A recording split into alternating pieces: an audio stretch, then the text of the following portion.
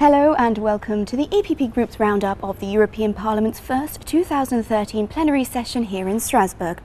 It got off to a busy start with approval of a new regulation on credit rating agencies, a discussion on Europe's cohesion policy and the European Solidarity Fund, a call by MEPs for a common rule on carry-on bags on all EU flights, and a visit from Taoiseach Enda Kenny, who explained the priorities of Ireland's presidency of the EU Council.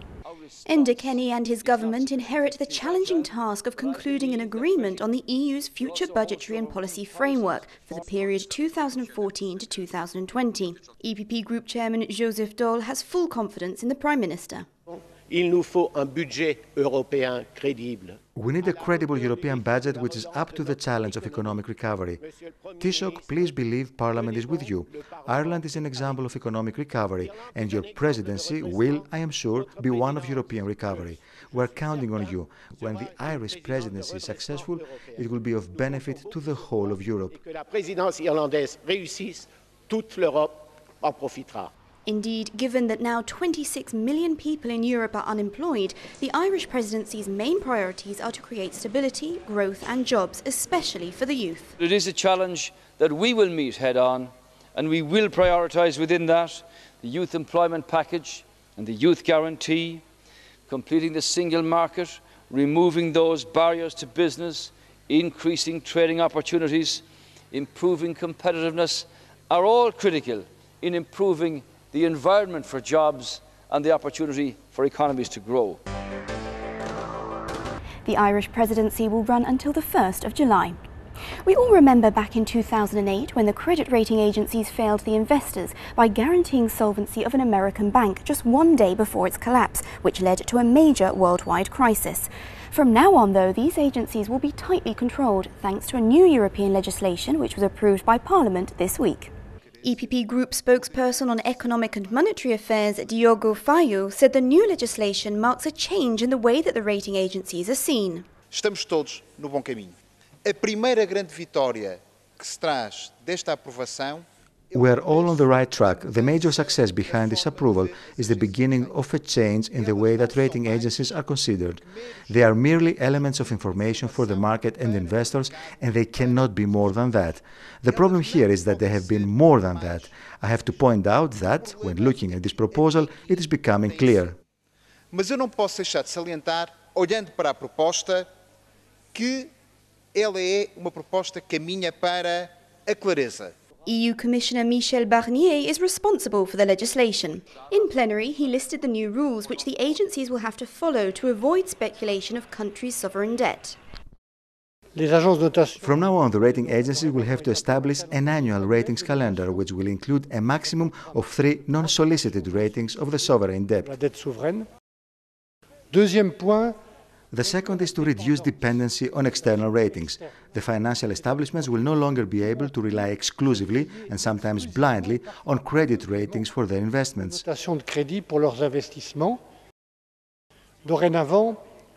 now on, rating agencies will be held responsible for their errors. This is the very least that can be done, especially when it comes to cases of serious negligence or intentional violations of the legislation. It is a major step forward for the protection of investors and issuers. The fourth is to impose limits on shareholding.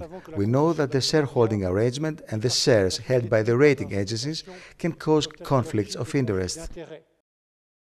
The fifth is to open up the rating market, to introduce more competition. This was important for me, and I made a commitment to you. In cases of multiple ratings, the issuers are encouraged to consult at least one smaller rating agency. Finally, the sixth is to have a European rating platform, which I know many of you agree with. The new rules are due to come into force in 2014. To further improve the EU's cohesion policy and consequently regional development, 2 reports were adopted by Parliament this week on energy innovation projects and the European Solidarity Fund. Polish EPP Group member Lena Kolarska-Bobinska wants to use the energy challenges as an opportunity to strengthen the Union's economic power. On the one hand, we are preparing and we will be doing huge European energy projects like windmills in the north or solar farms in the south.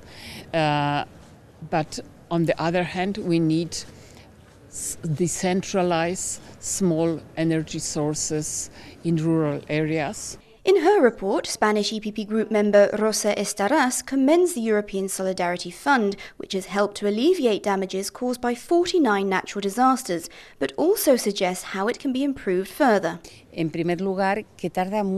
Firstly, it takes a long time for the member state to pay. From when the disaster happens to when they pay can sometimes take 9 to 10 months. So we really need to speed up those payments, and this can be done with small changes, which is what we're proposing now. We're also proposing an advance on the money, because it's at the very beginning when the disaster happens that the member state needs flexibility.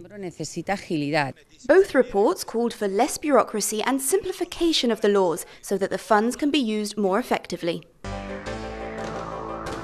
In plenary, MEPs criticised the lack of harmonised regulation for carry-on bags on EU flights and asked the European Commission to establish a rule which sets out a common size and weight for hand luggage. Belgium EPP Group member Mathieu Grosch said we need transparency and consistency in the new regulation to ensure that passengers' rights are upheld. What we are asking the Commission is, please give a minimal and a maximal size to this one luggage, not 52 centimeters for one, 48 for the other. The second thing we're asking for is to have a good and easy information, not 20 pages on your internet site where in the last page you find you have to pay a lot of money. Nowadays, the low-cost airlines have the worst reputation for advertising cheap fares but then hiding additional highly inflated costs for extra luggage, which can end up significantly increasing the original price of the ticket. If I offer a journey for 10 euros, I must not hide some other expenses that at the end you have a journey for 100 euros. So what we ask is transparency. We don't want legislation just to have a new legislation. We want to improve really every day's life for every people. The EPP Group believes that there is no need for extensive legislation on the subject. Even with 1 or 2 articles in passengers' rights, we can make a big difference to a lot of people. The European Commission will take on board these requests before making a finalised proposal. And that's all for this session here in Strasbourg, but please join us next week in Brussels for more information about the EPP Group's activities in the European Parliament. Until then, thank you for watching.